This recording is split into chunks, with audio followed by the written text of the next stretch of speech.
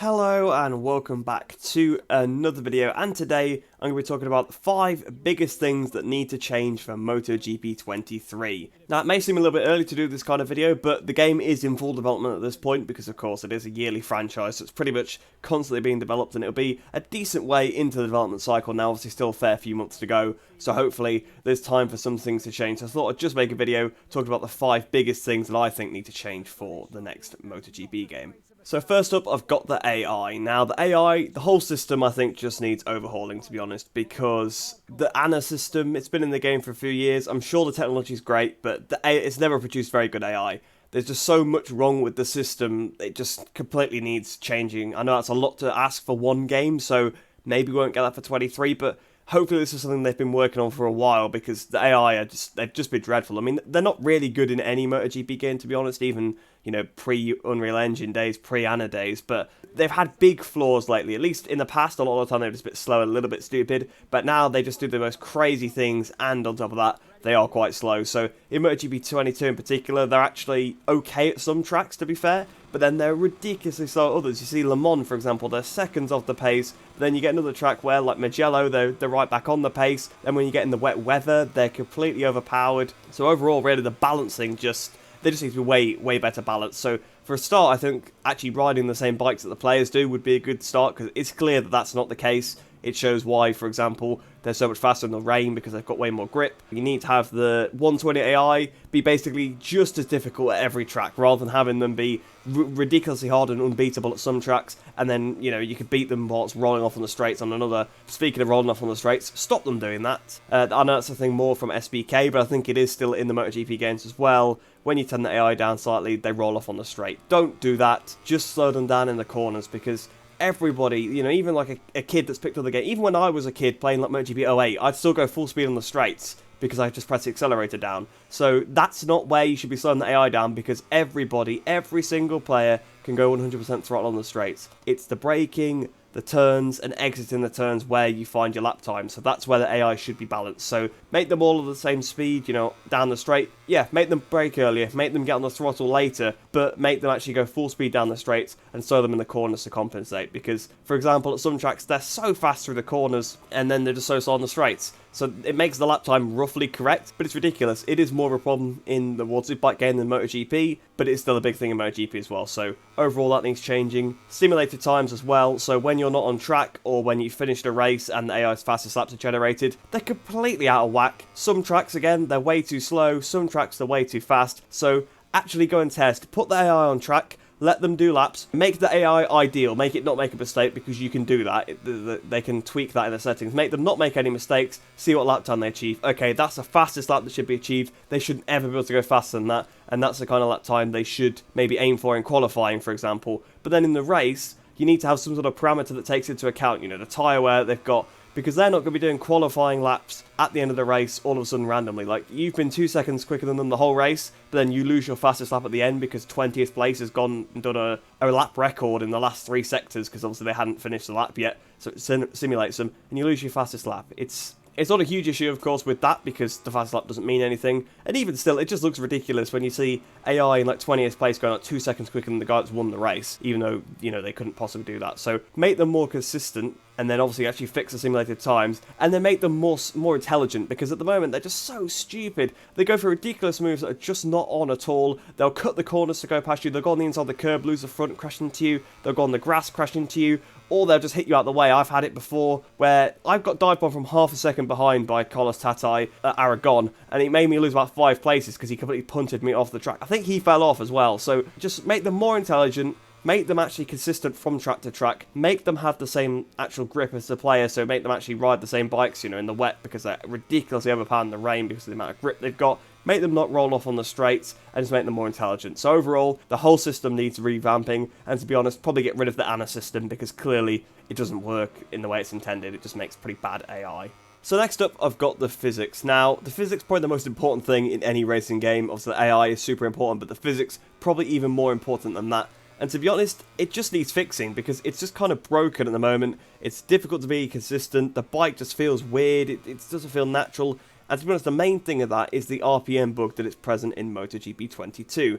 Now, if you don't know what that is, you can go and demonstrate yourself, actually. do a huge stoppie on the bike, so get the bike onto the front wheel and listen to the sound, and you will just hear the same sound looping over and over and over again, and that's because the RPM does not change when the rear wheel is off the floor. So of course in real life when you're braking you've obviously got the front wheel and the back wheel, and obviously the front wheel that's slowed down predominantly by the front brake, and then the friction acting on the wheel, that's what slows down the front wheel. Now the rear wheel, of course, the same applies, the rear brake is on there and the friction is on the floor. Now of course if the rear wheel comes off the floor, it now doesn't have the friction from the ground affecting it, but it will still slow down because it's got, you know, inertia. I'm not exactly sure the physics 100% how the rear wheel is slowed down, but it is connected to the engine, so when the engine speed slows down, the rear wheel speed will also slow down. So when the rear wheel is off the floor, it should still slow down to some extent. Whereas in the MotoGP game, it doesn't. So when the rear wheel does then go back on the floor in the MotoGP game, the rear wheel is travelling so fast, and obviously the front wheel has been slowed down because of the brakes, it then just pushes you straight onto the corner, the rear steps out, you fold the front,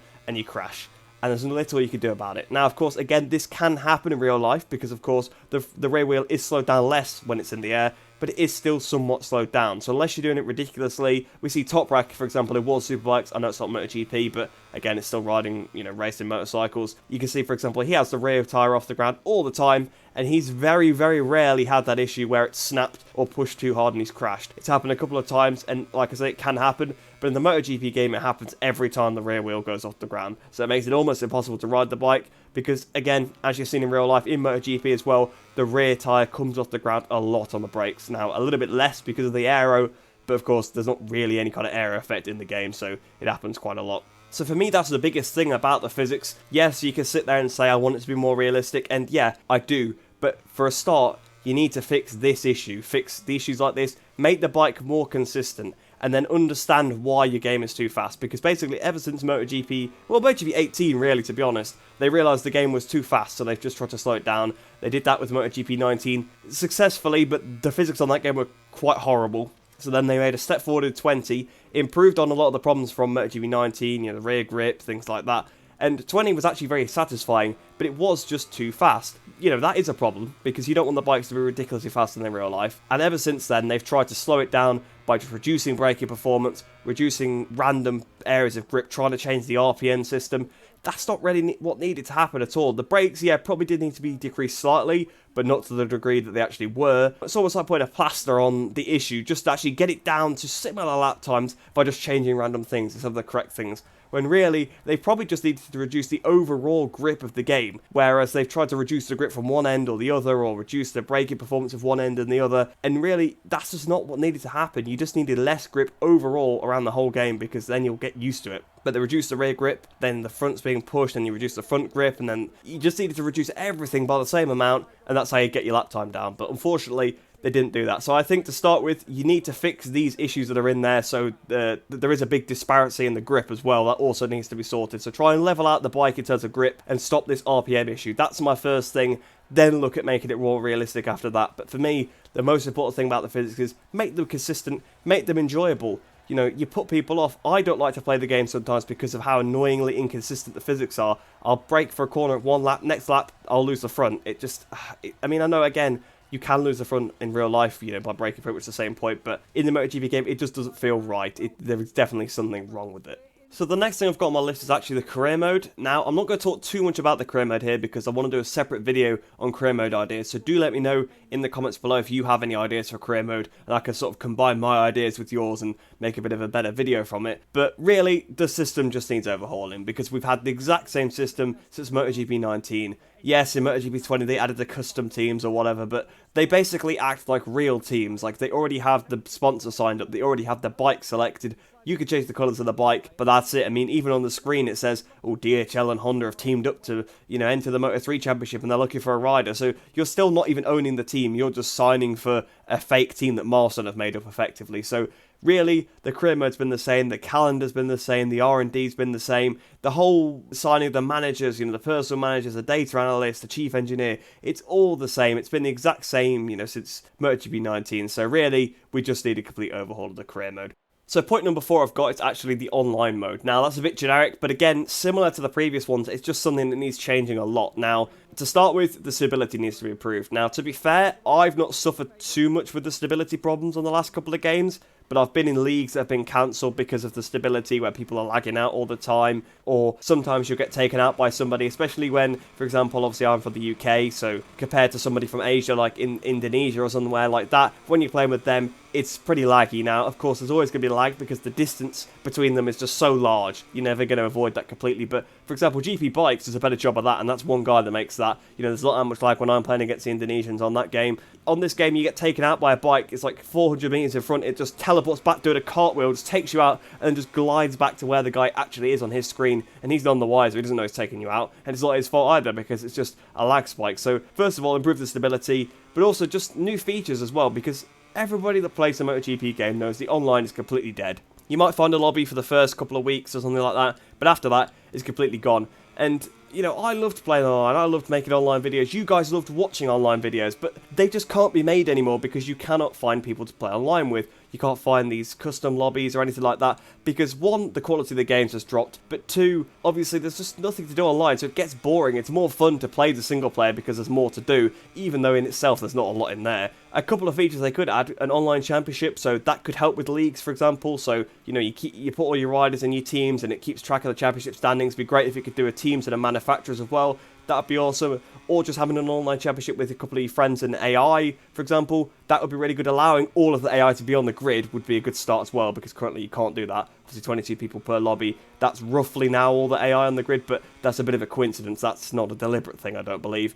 And then also having an online career mode, like, you know, like in the F1 game, you know, have you and your friend either in the same team or in rival teams and developing your bikes. And I know this could tie in with the career mode thing, so I don't want to talk about that again too much, but, you know, take some inspiration. You've got the F1 game right there. It is the equivalent of MotoGP in the car world, effectively, right? The pinnacle, you know, the prototypes with all the high-tech technology. So why not look at that game series and take some ideas from it? I know the people that play that game do have their complaints, and, you know, some of them are right complaints, to be fair, but play the MotoGP game and you will not complain about the F1 game nearly as much anymore. They've got so many good features: the online career mode, the online championship mode, better stability online, even though there's bugs on that too. Overall, it's just better. So just take some ideas from some of the games, improve the stability, maybe just invest in some better servers, you know. That could really probably help, to be honest. The servers that they've got probably just not that great. That's probably, or maybe have some located in different places. I imagine there's probably maybe one farm where they all are, so everyone has to connect to that, so some people are just going to have bad connection to that area in the world. So maybe try and just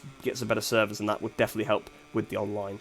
So on to the fifth and final point I've got written down, and that's actually the weather system. Now, ideally we'd have dynamic weather, but I can understand to some extent why it's not in the game. I'd love to see it, you know, I'd love flag-to-flag races, but admittedly, they don't happen that often in real life, and a lot of people don't do races long enough where it would happen anyway, so most people probably don't even do 50% races, so that's probably part of the reason why it's not in the game, because you wouldn't get it come up very often. Doesn't come up that often in real life, and the novelty of it would wear off pretty quick. You get a couple of flag-to-flags, it probably would get a bit annoying. Now, to be fair, if it was a feature, I'd probably do longer races, especially once I'd done a season in the MotoGP class or something like that. But even still, I can see why it's maybe not there, because it is a bit of a novelty. But overall, the weather system that is already there could be improved. Now, the way the game seems to work is that there's two sets of physics. You've got dry physics and you've got wet physics. Now, most of the time, that's absolutely fine, because when you've got it bone dry, obviously you've got plenty of grip. When it's pouring it down in rain, there's not that much grip. The issue lies when you've got wet track. Wet track is probably the most problematic weather of the whole game, because it starts off, obviously, it has supposedly rained. It's now sunny, so it's drying up. So you start off, the track is like as wet as it would be in a wet session,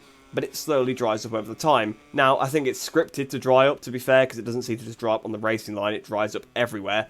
But this is where it could be improved. You could have a system where it dries up in specific spots, and then you could allow the player to actually go onto dry tyres and chance it. You know, you see this in real life. Jack Miller, probably the most prolific guy that does it. He whips on a set of dry tyres. Marquez was always one for doing it in the past as well, before Miller started doing it. And he puts on a set of dry tyres when there's a bit of dry line and risks it because it's worth a lot of time. Now, the way you'd need to do that, you'd have to scrap this system of the two different physics. You'd need to make the physics reactive to the conditions. So when there's no heat in a slick tyre or it's over water, you know, you've got no grip. But when it's got a lot of heat in it, it's a lot better than a wet tyre. That would be a really cool feature to have the track actually dynamically dry and allow you to change tyres and allow you just to pick the tyres whenever, because in the F1 game, for example, you can use wet tyres on a dry track. Yeah, you shouldn't do it, but you can, technically. There's no reason why you can't do it. So to allow you to have that choice to do it, or maybe, you know, maybe have it so that is only available in a wet track session, that would be fine by me. But also, probably the reason why I've even put this on the list, yes, that dynamic drying would be absolutely fantastic to have, but it doesn't make any sense, because if you have